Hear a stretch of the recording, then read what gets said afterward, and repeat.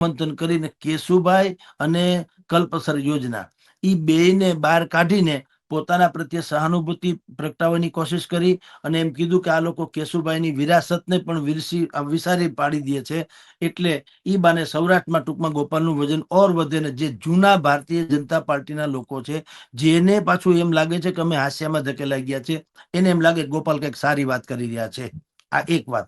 અને બાકી રહી વાત પ્રશાંત કોરાટના સન્માન વગેરેની, તો પ્રશાંત જો ત્યાં તો સન્માન સામાન્ય રીતે હતું શું, ભારતીય જનતા પાર્ટીના જે મંત્રીશ્રીઓનું સન્માન હતું, પક્ષના મહામંત્રીનું નહીં પણ કરવામાં આવ્યું.